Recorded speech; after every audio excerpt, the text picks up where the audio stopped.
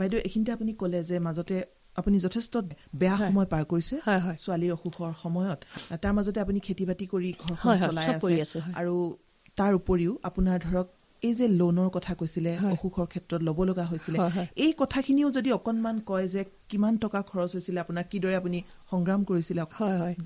মই এতিয়া ভাবিছোঁ যে মই সকলোলৈকে সেইটো এটা অনুৰোধে কৰিম, যদি কেতিয়াবা ঘৰলৈ বিপদ আহে কোনো মহিলাই কেতিয়াও মানে হাৰ মানিব নালাগে, মানে ভয় কৰিব নালাগে, যে সাহসেৰে আগবাঢ়ি যাব লাগে। মোৰ ছোৱালীৰ যিটো অসুখ হৈছিল হঠাৎ হৈ গ'ল, তেওঁ আগৰ পৰা কোনো অসুখ নাই, তাই এটা কঁকাল বিষৰ ইনজেকশ্যন লৈছিল, সেইকাৰণে মই এইটো সুবিধাতে মই সেই কথাটোও ক'ব বিচাৰিছোঁ যে বিষৰ ইনজেকশ্যন ঘপককৈ সকলোৱে ল'ব নালাগে। একচুৱেলি আমাৰ ছোৱালীজনী মানে ইটেড আছিল, গতিকে সেইটোত মানে চব মেডিচাইনে হয়তো তাইৰ বডিটোত মানে নামানে, তাই হেৰি কৰিব নোৱাৰে। আৰু তাইৰ তেনেকুৱা হোৱাৰ পিছতে ইনজেকশ্যন লোৱাৰ তাই 5টা ইনজেকশ্যন ল'লে, 5টা ইনজেকশ্যন লোৱাৰ পিছতে ছোৱালীজনী মানে অৱস্থা একেবাৰে বেয়া হৈ গ'ল। তাই মানে ভালদৰে থিয় হৈ থাকিবই নোৱাৰে, হাত ভৰিবোৰ কমজোৰ হৈ গ'ল। তাৰপাছতে মই ডিব্ৰুগড়ত ভৰ্তি কৰিলোঁ। ডিব্ৰুগড়ত মই 7 দিন থাকিলোঁ। 7 দিন থকাৰ পিছত তাত মানে একো অকণো উন্নত নহ'ল মানে চিকিৎসা। তাৰপাছতে মই ভাবিলোঁ এতিয়া যে একোৱে ভাল নাপায়, তাত ডক্টৰেও ট্ৰিটমেণ্ট কৰি আছে তেখেতসকলেও, কিন্তু বেমাৰটো ধৰিব পৰা নাছিল কি অসুখ হৈছে তাইৰ। তাৰপাছত মই কেতিয়াবা মানুহৰ লগত কথা পাতিলেও কিছুমান কথা যে গম পোৱা যায়। মই মেডিকেলত ফাৰ্মাচীত মানে মই দৰৱ আনিব গৈছিলোঁ। দৰৱ আনিবলৈ যাওঁতে ফাৰ্মাচিষ্টজনে চাই মেলি মোৰ অৱস্থাটো দেখি তেখেতে গম পাই গৈছে, কাৰণ মই ভৰ্তি হোৱা দিনাৰ পৰা সেইখনৰ পৰা দৰৱ আনিছোঁ। 6 দিনত মোৰ অৱস্থা কেনেকুৱা হৈ গ'ল, তাৰমানে মই একদম মানে মোৰ শৰীৰ অৱস্থা নাই, মোৰ চকু মুখ শুকাই গ'ল, মানে মোৰ অৱস্থা খুব বেয়া। তাৰপিছত তেখেতে মোক ক'লে, বাইদেউ আপোনাৰ আচলতে কি হৈছে বা কাৰ কি হৈছে? মই বোলো মোৰ ছোৱালীজনী এনেকুৱা, আপুনি ইমিডিয়েট বাহিৰলৈ লৈ যাওক বাইদেউ, বাহিৰত আপোনাৰ ছোৱালী চিকিৎসা কৰিলে ভাল পাব। তেখেতে মোক এটা ভাল কথা ক'লে। তাৰপাছতে আমাৰ ছোৱালীজনীক ষ্টেৰইড দিছিল তাত। ষ্টেৰইডটো মানে তেখেতে ফাৰ্মাচিষ্টজনে মোক ক'লে, আপুনি যে ষ্টেৰইডটো নিছে আপুনি, কিন্তু আপোনাৰ ছোৱালীজনীক খালী পেটত আপুনি কেতিয়াও নোখোৱাব। খালী পেটত খোৱালে কিন্তু আপোনাৰ ছোৱালীৰ ভিতৰৰ অৰ্গেনবিলাক চব বেয়া হৈ যাব। তেখেতে মোক এটা ভাল কথা ক'লে, সেই কথাটো মই একেবাৰে নাজানিছিলোঁ। ষ্টেৰইডৰ বিষয়ে মই নাজানো, কাৰণ ইমান বেমাৰ আজাৰ হোৱা নাই যেতিয়া। দেউতাকৰ মানে ৰিউমেটিক পেইন আছিলে, বিষৰ খাই সেইখিনি জানো আৰু, কিন্তু অন্যান্য মানে তেনেকৈ আমাৰ ঘৰত ইমান বেমাৰ আজাৰ নাছিল। তাৰপাছতে সেই কথাটোৱে তেখেতৰ ফাৰ্মাচিষ্টজনৰ কথাটো মোৰ মনত পৰাৰ লগে লগে মই তেতিয়া লগালগ মানে ডক্টৰৰ দেখিলোঁ ৰিপৰ্টবিলাক, ব্লাডৰ মানে তাই প্লেটলেট একেবাৰে কমি গৈছিল। প্লেটলেট মানে 30,000 হ'ল, 30,000ৰ পিছত 15 হৈ গ'ল, তেনেকুৱা অৱস্থা। তাৰপাছতে 9,000 হৈ গ'ল। তেতিয়া মানে ডক্টৰৰ লগত মই কথা পাতিলোঁ, ডিব্ৰুগড় যিখন সঞ্জীৱনী নাৰ্ছিং হোমত ৰাখিছিলোঁ, শৰ্মা বুলি এগৰাকী আছিল বাইদেউ। তেখেতে ক'লোঁ, বাইদেউ মই ছোৱালীজনী অকণমান বাহিৰলৈ নিব বিচাৰিছোঁ, যিহেতু ডিব্ৰুগড়ত আমাৰ হেমাটলজি ডক্টৰ নাই। তাইতো ডিপাৰ্টমেণ্ট যিটো বেমাৰ হৈছে সেইটো হেমাটলজি বিভাগৰ ডক্টৰেহে মানে আচল বেমাৰটো ধৰিব পাৰিব। তেতিয়া তেখেতে ক'লে যে আপোনালোকে পাৰিলে গুৱাহাটীলৈ লৈ যাওক। মই ক'লোঁ, বাইদেউ মই চাই লওঁ, মানে বাহিৰলৈ ক'ৰবালৈ নিব লাগিব এনেকৈ। তাৰপিছত তাৰ পৰা ওলাই আহি কিন্তু তাত মানে বহুত মানে 1 ইউনিট প্লেটলেট বনাবৰ কাৰণে 4জন মানুহ লাগে।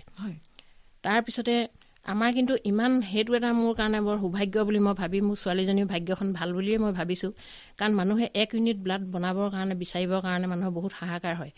আমাৰ কিন্তু এনেকুৱা মানুহ আহিল, মানে ডিব্ৰুগড় নাৰ্ছিং হোমৰ মানে এগৰাকী চিষ্টাৰে মোক কৈছে, বাইদেউ আপুনি জীৱনত কিবা ভাল কাম কৰিছে নেকি? মই তেতিয়া সুধিলোঁ, আপুনি মোক ভাল কাম কৰিছে নেকি বুলি প্ৰশ্ন কৰিছে। মই ভাল কাম কৰাহেঁতেন মোৰ ছোৱালীজনীটো এনেকুৱা বেমাৰ নহয়।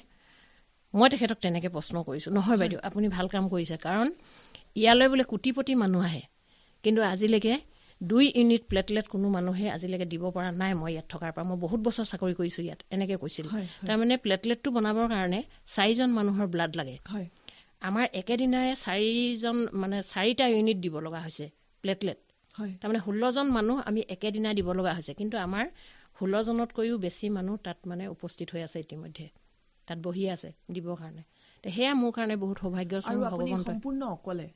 অকলে মই অকলে, লগত মোৰ বাই ভনীবোৰ আছে, ভণ্টিহঁত আছে বা ভাইটিহঁত আছে, কিন্তু এনেই ধৰক দেউতাক নাই, মই অকলশৰীয়াই, অকলেই মই আগবাঢ়িব লগা হৈছে। তেওঁলোক লগত আছে, নিজে ল'ব লগা হৈছে, যিহেতু ছোৱালীৰ ইমান ডাঙৰ এটা প্ৰব্লেম হৈ গৈছে। গতিকে মোৰ মানে মেইন উদ্দেশ্য হ'ল মই তাইক যিকোনো প্ৰকাৰে মই বচাবই লাগিব। গতিকে মই সেইটো মানে চিন্তা কৰি তেনেকৈ আগবাঢ়িলোঁ। তাৰপিছত তাৰ পৰা মই ওলালোঁ ডিব্ৰুগড়ৰ পৰা। মই বাইদেউক ক'লোঁ, ডক্টৰনী বাইদেউ মই লৈ যাওঁ। তেখেতে ক'লে আপোনালোকে লৈ যাওক, গুৱাহাটীলৈকে লৈ যাব। তাৰপিছত মই সেইদিনা ঘৰলৈ লৈ আহিলোঁ। ঘৰলৈ লৈ আহি ঘৰত এতিয়াতো টকা পইচা লাগিব, চেন্নাই এপ'লোলৈ যোৱা কথাটো ভাবিলোঁ। মোক সেই ফাৰ্মাচিষ্টজনে কৈছিলে যে আপুনি হয় এপ'লো নিয়ক, নহয় আপুনি মুম্বাই লৈ যাওক। তেতিয়া মই ভাবিলোঁ মই এপ'লোলৈকে লৈ যাওঁ। তাৰ পাছতে মই গৈ মেলি ঘৰত গ'লোঁ। ঘৰত গৈ মেলি এতিয়াতো টকা পইচা গোটাব লাগিব, হাতততো মোৰ টকা নাই। তাৰ পাছতে মই মোৰ যিজনক মই মানে মোৰ পাতটো দিওঁ, যিজনক মোৰ ভাইটি হয়, খুৰাৰ ল'ৰা, তেওঁ কিন্তু মোৰ কাৰণে একদম ভগৱান হৈ গ'ল। তেওঁ মোক ক'লে বোলে আপুনি বাইদেউ চিন্তা নকৰিব, মই আপোনাক যোগাৰ কৰি দিম পইচা। তাৰপিছতে সেই অনুপাতে তেওঁ টকা পইচা যোগাৰ কৰি মোক দিলে। দিয়াৰ পাছতে মই চেন্নাই গুচি গ'লোঁ। চেন্নাইত ৰাতি 12টা বজাত মোৰ ভণ্টি গৈছে লগত। ৰাতি 12টা বজাত আমি চেন্নাই পাইছোঁগৈ। কোনোদিন গৈ পোৱা নাই এপ'লো হস্পিটেল, মই চেন্নাই দেখাগেই নাই। প্ৰথম গৈছোঁ আৰু ৰাতি 12টাত পাইছোঁ। পোৱাৰ পিছত তাতে এখন টেক্সি ল'লোঁ, লৈ মেলি হস্পিটেলত গ'লোঁ। গৈ মেলি হস্পিটেলত ভৰ্তি কৰিলোঁ। কৰাৰ পিছত তেখেতসকলে ক'লে আমি ইমাৰ্জেঞ্চিতে ৰাখিম আৰু মানে পূৰা মানে গোটেই বেমাৰটো সম্পূৰ্ণ আমি পৰীক্ষা কৰিহে মানে ট্ৰিটমেণ্ট কৰিব পাৰিম। তাৰপিছত তাত গৈ প্ৰথমতে কৰাৰ পিছত মানে ধৰা পৰা নাই। হস্পিটেললৈ ইমান চিৰিয়াছ পেচেণ্ট এটা লৈ গ'লে আজিকালি ডাঙৰ বেমাৰটোৱে প্ৰথমতে পৰীক্ষা কৰে। তাৰপিছতে লাষ্টত মানে তেখেতসকলে ক'লে বোলে নহয়, আমাৰ ছোৱালীজনী তেতিয়া অকণমান হুচটো আছিলে। যেতিয়া চেন্নাই নিছিলোঁ তেতিয়া তাই অলপ ভালেই আছিলে, কথা ক'ব পৰা হৈ আছিল তাই, তেতিয়া মাত কথাটো আছিল তাই। তাইক যেতিয়া ডক্টৰৰ ওচৰত হুইল চেয়াৰতে ডক্টৰৰ ওচৰলৈ নিয়া হৈছে, তেতিয়া তাই ডক্টৰক সুধিছে, ডক্টৰ মোৰ ব্লাড কেঞ্চাৰ হৈছে নেকি? তেতিয়া ডক্টৰে ক'লে তোমাৰ তেনেকুৱা অসুখ নহয়, এইবিলাক যে ৰিপৰ্ট দিছিলোঁ আমি ডাঙৰ বেমাৰ চাইছিলোঁ, তোমাৰ গাত তেনেকুৱা বেমাৰ একো নাই।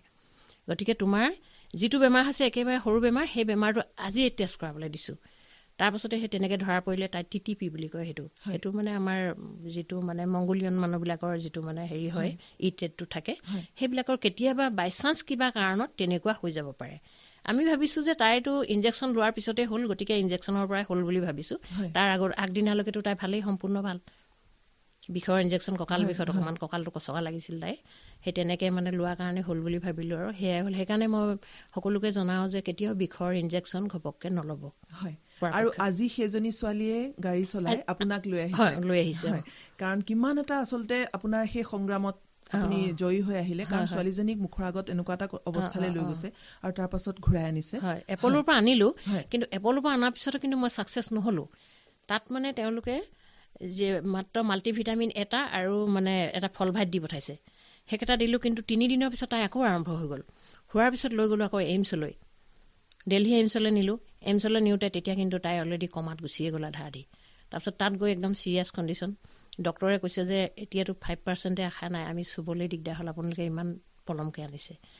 কিন্তু তাৰ পাছত যেনিবা ডক্টৰবিলাকৰ মানে বহুত মানে তেখেতসকলে বহুত হেৰি কৰি তাইক চালে, খুব ভালদৰে চিকিৎসা কৰিলে। তাৰপিছতে তেখেতসকলৰ হেৰিত কিন্তু ছোৱালীজনী সম্পূৰ্ণ সুস্থ হৈ আহিলে, কমাৰ পৰা উঠি আহিলে। আজি ইমান এটা সুন্দৰকে আপোনাৰ লগত আহিছে, আপোনাক লৈ আহিছে, মোৰ দেখিয়ে ভাল লাগিছে। কাৰণ সেইখিনি সময়ত যেতিয়া কমাত গুচি গৈছিলে ছোৱালীজনী, আপোনাৰ মনত কেনেকুৱা এটা ভাৱ হৈছিলে যে আপুনি ভাবিছিলে নে ঘূৰাই আনিব পাৰিম বুলি? মই কিন্তু ভাবিছিলোঁ, মই একদম দৃঢ়তাৰে মই ভাবিছিলোঁ যে মই ছোৱালীজনী আনিছোঁ, মই কেতিয়াও তাইক মানে নাপাম বুলি মই ভবা নাছিলোঁ। এবাৰো মোৰ মনলৈ নাহিল যে মই ছোৱালীজনী মই ঘূৰাই নিব নোৱাৰিম। কিন্তু মই একদম লাষ্ট মমেণ্টলৈকে নহয়, মই চিকিৎসা কৰিব আনিছোঁ যেতিয়া ছোৱালীজনী ভাল হ'ব ইয়াত। তাৰোপৰি এইমছৰ নিচিনা এখন হস্পিটেললৈ, যিখন হস্পিটেলত মানে ধৰক একেবাৰে মানে বহুত চিকিৎসা কৰিবলৈ, তাত ছিট পাবলৈ বহুত দিগদাৰ, পটককৈ মানুহে সোমাবলৈ দিগদাৰ হয় মানে এইমছত। তেনেকুৱা এখন হস্পিটেলত যেতিয়া গৈছোঁ, তাততো ভাল, গোটেই ভাৰতবৰ্ষৰ আটাইতকৈ ভাল ডক্টৰ কেইজন এইমছতে আছে বুলি মই জানো। গতিকে মই ভাবিছোঁ যে মই ভাল কৰি নিব পাৰিমেই। আৰু সেইকাৰণে মই কোনোদিন মই না শব্দটো মই মনলৈ নানিলোৱে, মানে মই নিব নোৱাৰিম বুলি। আৰু মোৰ চকুৰ পৰা মই এক টোপাল চকু পানী মই তাইক গাত পৰিবলৈ নিদিলোঁ। মই মানে চকু পানী টুকু, কিন্তু মই মুখখন আঁতৰাই মই চকু পানী টুকু, কিন্তু তাইৰ আগত মই চকু পানী টুকা নাছিলোঁ। কিজানিবা ছোৱালীজনীৰ গাত চকু পানী, মাকৰ চকুৰ পানী বোলে ল'ৰা ছোৱালীৰ গাত পৰিব নাপায়। সেইটো আমাৰ আইতাহঁতে কোৱা কথা, কি মই তাৰ হেৰিটো আজিলৈকে নাজানো। কিন্তু মানে মোৰ মনলৈ সেই ভাৱবিলাক আহিলে, সেইকাৰণে মই মানে ভাবিলোঁ যে নহয়, মই ছোৱালীজনী ভাল কৰি নিবই লাগিব, মই তাইক নিমেই। আৰু সেইমতে মই বহুত কষ্ট কৰিলোঁ, কৰাৰ বিনিময়ত মানে আৰু টকা পইচাও মই ধাৰো কৰিলোঁ। কিন্তু মোৰ এটাই ভাল হ'ল বুলি ভাবিছোঁ মই, যে স্বয়ং ভগৱান মোৰ ওচৰত আছে। আৰু সেইকাৰণে হয়তো মানে মই যিজনকেই মই ফোন কৰিছোঁ যে মোক ইমানখিনি টকা অকণমান ধাৰলৈ দিয়াচোন, কিন্তু প্ৰত্যেকেই মোক দিছে। কাৰণ এগৰাকী বিধৱা মহিলাক কোনো মানুহে কেতিয়াও ধাৰলৈ নিদিয়ে টকা। ঘৰৰ মানুহে ইজনে সিজনক ধাৰ দিবলৈ টান পায়, কিন্তু মোক সকলোৱে সহায় কৰিলে। সেইখিনি মই সকলোলৈকে, সেইকাৰণে মই আজি এইখন প্লেটফৰ্মৰ পৰাই মই সকলোলৈকে ধন্যবাদ জনাইছোঁ, যিসকলে মোৰ বিপদৰ সময়ত মোৰ সঁহাৰি জনাই, সকলোৱে মোক সহায় কৰিলে। মোৰ ছোৱালীজনীক আজি ঘূৰাই পঠালে এইখন পৃথিৱীলৈ, পুনৰ ঘূৰাই পঠালে। তাইক মই 3টা জন্ম দিছোঁ বুলি কৈছোঁ। প্ৰথম জন্মটো মই দিলোঁৱে, তাৰপিছত কিন্তু তাই 2বাৰ তেনেকুৱা প্ৰব্লেম হ'ল, 2বাৰ কিন্তু তাই ইনজেকশ্যন লৈয়ে হৈছে, 2বাৰ তাই ইনজেকশ্যন। আচলতে মাকলে যমৰজাই ভয় কৰে বুলি হয়। আপুনি লগত আছে স্বয়ং আৰু ইমান মনোবলেৰে সতে নিশ্চয় ভগৱানে বাধ্য হৈ ঘূৰাই পঠিয়াইছে। আমি আশা মই আজি আচলতে এইখিনি কথা এই মঞ্চলৈ অনাৰ উদ্দেশ্য এইটো হ'ল যে এগৰাকী অকলশৰীয়া মহিলাই কিমান সংগ্ৰাম কৰিব পাৰে, কিমান সাহসেৰে যুঁজিব পাৰে, কিমান ক্ষমতা থাকে আমাৰ প্ৰতিগৰাকী মহিলাৰ মাজত, সেই কথাবিলাক নিশ্চয় শুনিলেও বহুতে উপলব্ধি কৰে। আজি যিসকলে শুনি আছে তেওঁলোকে নিজৰ মাজতেই আপোনাক বিচাৰি পাব। গতিকে আশা কৰিছো বাইদেউ আপোনাৰ যি মনোবল, দৃঢ়তা, এই দৃঢ়তাৰে আপুনি আৰু আগুৱাই যাওক আৰু আপোনাৰ যিসমূহ পৰিকল্পনা আছে সুন্দৰকৈ আপুনি শৃংখলিতভাৱে কৰি আগবাঢ়ি যাওক। ভৱিষ্যতে আৰু বেলেগ ৰূপত আমি আপোনাক পাম, পুনৰ আপোনাক আমাৰ মঞ্চলৈ আমন্ত্ৰণ কৰিম।